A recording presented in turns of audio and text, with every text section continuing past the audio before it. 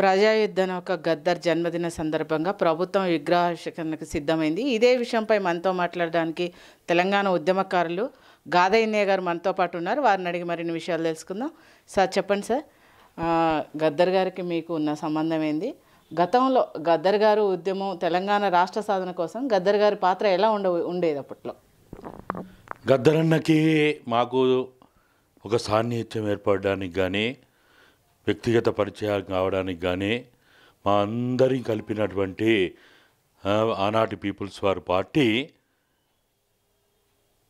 ఈ సమాజంలో ఉన్నటువంటి భూమి కోసం, భుక్తి కోసం, విముక్తి కోసం సాగుతున్నటువంటి పోరాటంలో గద్దరన్న జననాట్య మండలి నాయకునిగా వారు మేము నిర్వహించేటువంటి మేమంటే రాడికల్ స్టూడెంట్స్ యూనియన్ ఆర్ఎస్యు పేరుతోటి మేము విద్యార్థి ఉద్యమ నిర్మాణంలో భాగస్వాములు అవుతున్నప్పుడు కాలేజీల్లో కానీ, యూనివర్సిటీలలో కానీ, ఇంకా విద్యారంగంలో సమూలమైన మార్పులు తీసుకురావడానికి శాస్త్రీయ విద్యా విధానం కోసం మేము ఆ రోజు ఈ ప్రభుత్వం ముందు అనేక రకాల డిమాండ్స్ తోటి కార్యక్రమాలు చేపట్టినప్పుడు మాకు వెన్నుదన్నుగా ఉంటూ మేము నిర్వహించేటువంటి సభలు, సమావేశాల్లో వారు పాల్గొంటూ విద్యార్థుల సమస్యల పరిష్కారానికి సంఘీభావం తెలుపుతూ ఒక జననాట్య మండలి ఒక కార్యకర్తగా, ఒక నాయకునిగా ఆనాటి ఆ ఉద్యమాలంటే దాదాపుగా ఇది నేను చెప్పేది 1979 నుంచి మొదలుకుంటే 1980 కావచ్చు, 81 కావచ్చు, 82 కావచ్చు, అప్పటి వరకు నేను బహిరంగ కార్యక్రమాల్లో పాల్గొంటున్నటువంటి కార్యక్రమాల్లో అది వరంగల్ కానీ, అది రాయలసీమ కావచ్చు, తెలంగాణ కావచ్చు, ఆంధ్ర ప్రాంతం కావచ్చు, ఉత్తరాంధ్ర కావచ్చు, ఇట్లా అనేక ప్రాంతాల్లో అనేక రకాలైనటువంటి అది విద్యార్థులదైనా, యువజనులదైనా, కార్మికులదైనా, కర్షకులదైనా, రైతు సంఘాలకు సంబంధించినటువంటి కార్యక్రమాల్లో కూడా అట్లనే పౌర హక్కుల సంఘం కానీ, విప్లవ రచయితల సంఘం కానీ అనేక రకాల సంఘాల సమావేశాల్లో పాల్గొంటున్నప్పుడు వారితోటి మాకు ఆ బంధం, అనుబంధం అది ఆ విధంగా కొనసాగింది. అట్లా కొనసాగుతున్న క్రమంలోనే నాకు ఈ చేతికి ప్రమాదం జరిగినప్పుడు నేను నాకు ట్రీట్మెంట్ కోసం గద్దరన్న సహాయ సహకారాలు కూడా తీసుకోవడం జరిగింది. గద్దరన్నే నాకు అనేక రకాల డాక్టర్ల సహకారంతో ఆపరేషన్ చేయించడం ఇవన్నీ కూడా చేయడం జరిగింది. అట్లా చాలా సందర్భాల్లో మేము కలిసి పనిచేసినాం. అట్లనే 1995లో కూడా ఆయన మీద మొట్టమొదటిసారి పీపుల్స్ వార్ పార్టీ ఆయన మీద క్రమశిక్షణ చర్య చేపట్టినప్పుడు కూడా మేము దగ్గరగా ఉండి ఆయనకి అండదండలుగా ఉండి ఆయనకి భరోసా ఇస్తూ ఆ సమస్య నుంచి బయటపడడానికి మేము చాలా ఆయనకి అందుబాటులో ఉండి సహకారం తెలపడం జరిగింది. ఆ విధంగా ఆయన ఆ సమస్య నుంచి బయటపడడంలో కూడా మేము కలిసి పనిచేసిన తర్వాత 1997లో భువనగిరి కేంద్రంగా తెలంగాణ ఉద్యమాన్ని ప్రారంభించినప్పుడు మార్చి 8-9 తేదీల్లో మొట్టమొదటిసారి మలిదశ ఉద్యమానికి పురుడు పోసినప్పుడు, శంకరావం పూరించినప్పుడు కూడా మేమే ఆయనకు దగ్గరగా ఉండి దాదాపుగా జనవరి, ఫిబ్రవరి, మార్చి మాసాల్లో ఈ తెలంగాణ ఉద్యమాల గురించి అనేక గంటల కొద్దీ చర్చించి ఉద్యమాన్ని ముందుకు తీసుకుపోవడానికి కావాల్సినటువంటి సాంస్కృతిక విభాగం ద్వారా పాటలు ఏ విధంగా ఉండాలి, ఎట్లా ఉండాలనే దాని మీద చర్చించి 6 పాటలు ఆయన రాయడం, తర్వాత భువనగిరి సభను విజయవంతం చేయడానికి అనేక సందర్భాల్లో అక్కడికి రావడం, ఆ సభల నిర్వహణలో ఆయన ప్రముఖ పాత్ర పోషించడం, అట్లా మేము తెలంగాణ ఉద్యమంలో కూడా భాగస్వాములైన ఒకటి విద్యార్థి ఉద్యమంలో, విప్లవోద్యమంలో, తదనంతరం తెలంగాణ ఉద్యమంలో కూడా మేము ఆయనతో ప్రయాణించినటువంటి ఆ ప్రయాణ జీవితం అనేది పెనవేసుకున్నాం. చివరి వరకు కూడా ఆయన అనారోగ్యానికి గురై హాస్పిటల్లో ఉన్నప్పుడు మేము రెగ్యులర్గా పోవడం, ఆపరేషన్ అయిన రోజు కూడా అక్కడనే మేము దాదాపుగా 10 గంటలు అక్కడనే ఉండి రాత్రి 10 గంటల వరకు ఆయన ఆపరేషన్ థియేటర్ నుంచి ఆయన రూమ్లోకి తీసుకొచ్చి ఆయన క్షేమంగా ఉన్నాడని తెలిసిన తర్వాతనే మేము కానీ, విమలక్క కానీ, సూర్యం మిస్సెస్ కానీ, సూర్యం కానీ, అక్కడనే ఉండి అవంతా కూడా నేను కానీ పాశం యాదగిరి కానీ మేము అందరం ఉండి ఆపరేషన్ చేసిన డాక్టర్లను కూడా అదంతా పూర్తయిన తర్వాత వారితో మాట్లాడి ఆయన క్షేమంగా విన్నాడని వాళ్ళ నోటి మాట విన్న తర్వాతనే మేము ఆ రోజు రాత్రి ఇంటికి రావడం జరిగింది. సుమారు 2 రోజులు కూడా బాగానే ఉన్నాడని సమాచారం తోటే మేము చాలా సంతోషంగా ఉన్నాము. 3వ రోజు ఆ రకమైనటువంటి మధ్యాహ్నం నుంచి ఆయన అనారోగ్యం గురైండని, తిరిగి మళ్ళీ ఆయన కోమాలోకి వెళ్ళిపోయిండని, ఇంకా దాదాపుగా 12-1 గంట ప్రాంతం కల్లా ఇంకా ఆయన కోలుకోలేడనే వార్త మాకు తెలిసిన తర్వాత చాలా బాధ కలిగింది.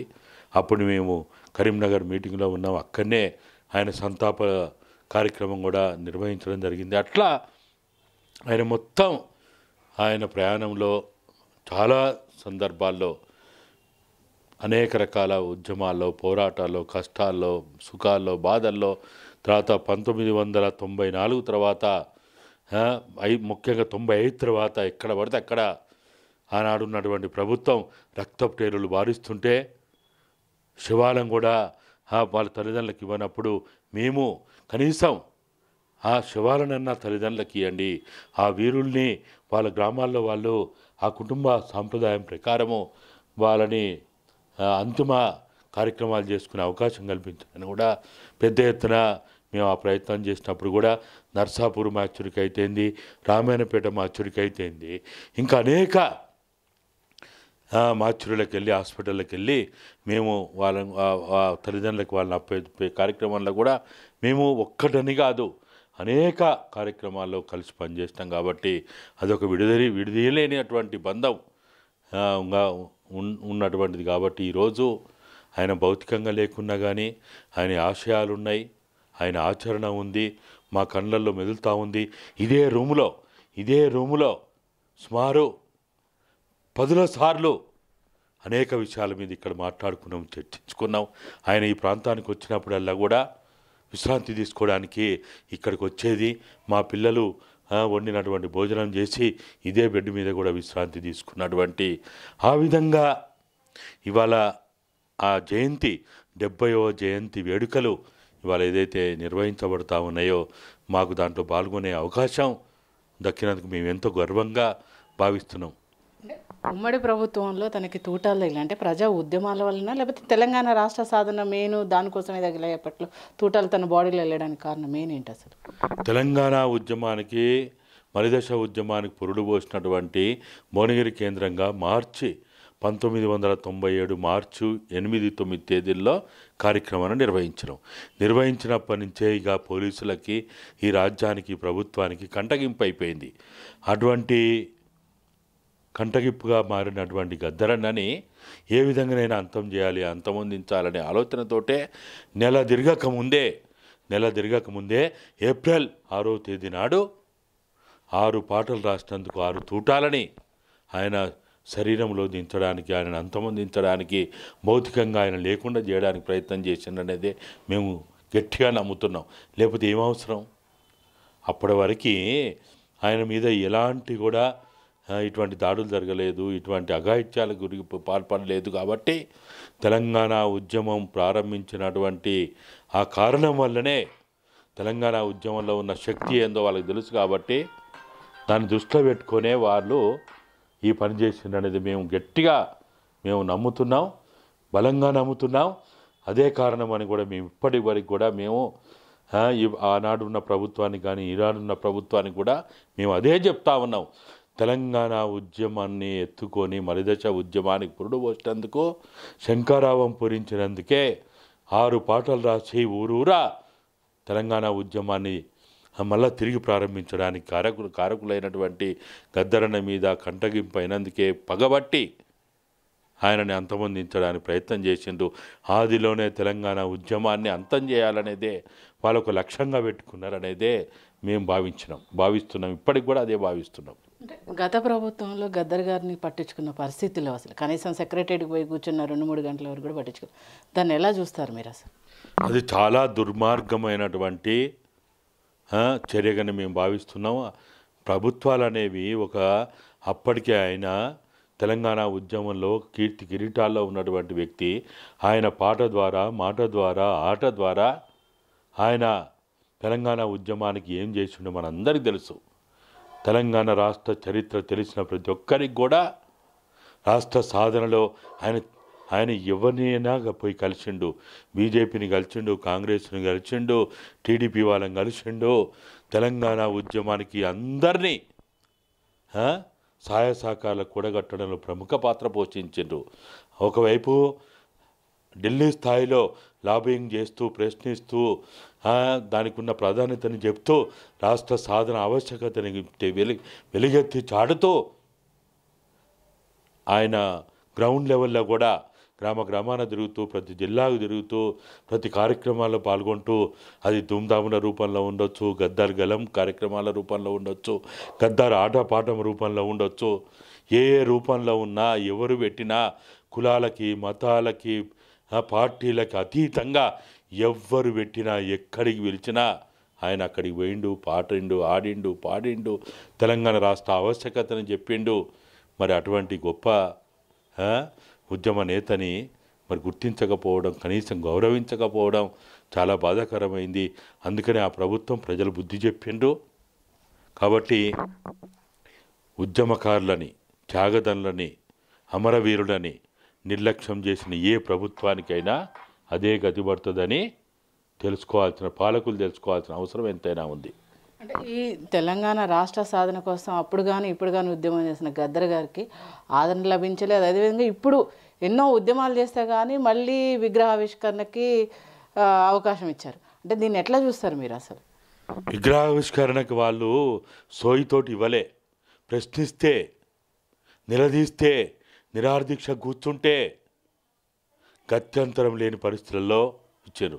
ఈ 31వ తేదీ ఆయన జయంతి ఉందని నెల రోజుల క్రితం చెప్పినాం ఈ ప్రభుత్వానికి. డిప్యూటీ సీఎం గారికి చెప్పినాం, ఇంటెలిజెన్స్కి తెలుసు, పోలీస్ విభాగానికి తెలుసు. ఇంటెలిజెన్స్కి తెలిసిందంటే ప్రభుత్వానికి తెలియదా? తెలుస్తుంది కదా. నెల రోజుల ముందు తెలిస్తే ఏమి ఆయన గౌరవించిండు? ఆయనని ఏ రకంగా గౌరవించిండు?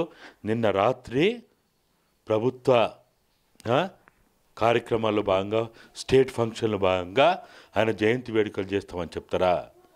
అంటే 24 గంటల ముందా మీరు చెప్పేది? ఇదేనా ఆయన గౌరవించేది? ఆయనకి ఇచ్చే గౌరవం ఇదా? మీరు ఏవేవో కార్యక్రమాలు చేస్తారు, ఎవరెవరో కార్యక్రమాలు చేస్తారు, కానీ గద్దరన్న జయంతి వేడుకలు చేయడానికి మీకు సోయి లేదా? మీకు ఆలోచన లేదా?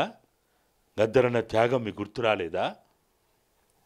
రాహుల్ గాంధీ గారు కవలిచ్చుకొని ముద్దు పెట్టుకొని బట్టి గారి పాదయాత్ర మొత్తం, ఆ ప్రస్థానం మొత్తం ఆయన ఉన్నాడు కదా.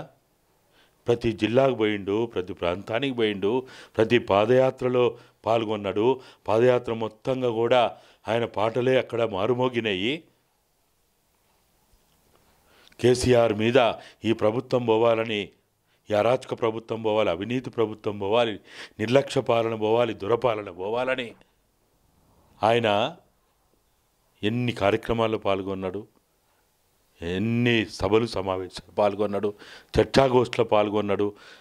ప్రజల తెలంగాణ ఎట్లుండాలి, ప్రజాస్వామిక తెలంగాణ ఎట్లుండాలి అనే విషయాల మీద ఎన్ని రకాలుగా చెప్పిండు ఆయన. మరి వాటన్నిటిని పరిగణలోకి తీసుకునే ఆ సోయి ప్రభుత్వానికి లేకపోతే ఎట్లా? ఆయన పాటలు రికార్డు చేసిండా? ఆయన మాటలు రికార్డు చేసిండా? తెలంగాణ ఉద్యమంలో ఆయన పాల్గొన్న కార్యక్రమాలు రికార్డు చేసిండా? ఏది రికార్డు చేసిండు?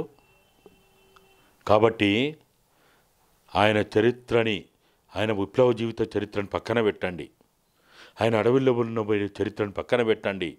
తెలంగాణ రాష్ట్ర సాధనలో ఆయన పాల్గొన్న 1997 నుంచి, అంతకుముందు కూడా 69 ఉద్యమంలో కూడా ఆయన పాల్గొన్నాడు. అప్పుడు చాలా చిన్న వయసులో పాల్గొన్నాడు. కానీ 97 నుంచి అయితే మలిదశ ఉద్యమంలో పాల్గొన్నాడు కదా. ఆధారాలు ఉన్నాయి కదా, సాక్ష్యాలు ఉన్నాయి కదా, ఫోటోలు ఉన్నాయి కదా, వీడియోలు ఉన్నాయి కదా. వాటి ఆధారంగా మీరు వాటిని భద్రపరచలేరా? రికార్డ్ చేయలేరా? ఏం చేస్తున్నారు వీళ్ళు? ఇవాళ మేము అడుగుతున్నాం. ఇక్కడనే పక్కనే ఉన్నది తెలంగాణ అమరవీరుల ప్రాంగణం అని ఒకటి ఏర్పాటు చేశాను కదా. తెలంగాణ అమరవీరుల ప్రాంగణంలో గద్దరన్న విగ్రహం పెట్టండి. గద్దరన్నతో పాటు తెలంగాణ ఉద్యమంలో ఆ గొప్ప స్థాయిలో దాశరథి పెడతారా, కాళోజీ పెడతారా, లేకపోతే ఇంకోవరిది పెడతారా, లేకపోతే మన గూడ అంజన్నది పెడతారా, ఇట్లా అనేక మందిది ఎవరెవరైతే ఉన్నారో వాళ్ళందరిది పెట్టండి. ఒక్క గద్దరని అడుగుతలేము. తెలంగాణ రాష్ట్ర సాధనకారులైనటువంటి మహనీయులుగా ఎవరెవరైతే ఉన్నారో దాశరథి రంగాచార్య మొదలుకుంటే, కాళోజీ నారాయణరావు మొదలుకుంటే, గూడంజన్న మొదలుకుంటే, గద్దరన్న మొదలుకుంటే, వీళ్ళందరూ ఇంకా అనేక మంది ఉన్నారు. పూర్తిగా తెలంగాణ రాష్ట్ర సాధన కోసం. అట్లనే ఇప్పుడు ఏ స్థలంలో అయితే ఇచ్చిండో అక్కడ ఆ గొప్ప వ్యక్తి వారిది కూడా పెట్టండి, కొండా లక్ష్మణ్ బాపూజీ గారిది. ఇట్లా అందరిది పెడితే ఏమైందంటే అందరినీ గౌరవించినట్టు అవుతుంది. ఏమున్నదమ్మా, ఎంత ఖర్చు అవుతుంది? స్థలం అయితే చాలా ఉంది కదా.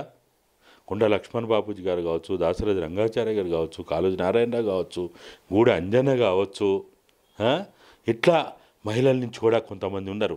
వాళ్ళ నుంచి కూడా మహనీయులు అయినటువంటి పోరాట వీరులుగా శూరులుగా ఉన్నటువంటి వాళ్ళు ఉన్నారు. వాళ్ళని కూడా అన్ని కులాల వాళ్ళని, అన్ని మతాల వాళ్ళని, అన్ని వర్గాల వాళ్ళని, వాళ్ళందరినీ దీంట్లో మనం వాళ్ళని గౌరవిస్తే అది తెలంగాణ గౌరవం అవుతుంది. ఇట్లా అన్ని విభాగాలకు సంబంధించిన వాళ్ళందరినీ కూడా ఏర్పాటు చేయాలని మేము డిమాండ్ చేస్తున్నాం. ఇప్పటికైనా సోయొచ్చినందుకు ఈ ప్రభుత్వానికి మేము కృతజ్ఞతలు, ధన్యవాదాలు తెలియజేస్తూ, మీరు ఒడ్డు చేరేదాకా ఓడమల్లన్న, ఒడ్డు చేరిన తర్వాత బోడమల్లన్న అన్నట్టు కాకుండా ఇదొక్కరోజు కార్యక్రమంగా దీన్ని ముగించొద్దు. తెలంగాణ చరిత్రని గత ప్రభుత్వం నిర్లక్ష్యం చేసింది. వాళ్ళ చరిత్రని రాసుకున్నది, వాళ్ళ కోటరీ చరిత్రను రాసుకున్నది, వాళ్ళ కుటుంబ చరిత్రను రాసుకున్నది, వ్యక్తి చరిత్రను రాసుకున్నది. అది కాదు తెలంగాణ చరిత్ర అంటే. తెలంగాణ ఉద్యమంలో అనన్య త్యాగాలు చేసినటువంటి ప్రతి ఒక్కరి చరిత్ర రికార్డు కావాలి అనేది మేము భావిస్తున్నాం. కాబట్టి గద్దరన్నతో పాటు ఇంకా మహనీయులైనటువంటి వాళ్ళందరి జయంతులు కావచ్చు, వర్ధంతులు కావచ్చు చేయాల్సిందిగా మేము డిమాండ్ చేస్తున్నాం. గద్దరన్నతో పాటు అనేక మంది తెలంగాణ రాష్ట్ర సాధన కోసం పనిచేసే అమరులైన వారందరి విగ్రహాలను కూడా హైదరాబాద్లో ఏర్పాటు చేయాలని, అదేవిధంగా గద్దర్ ఆశయాలను, ఆయన చరిత్రను కూడా పుస్తకాల రూపంలో కూడా ప్రజలకు అందించాలని చెప్పేసి గాదయ్య గారు అంటున్నారు. కెమెరామెన్ దయాకర్తో స్పందన, మాస్టర్ కి టీవీ, హైదరాబాద్.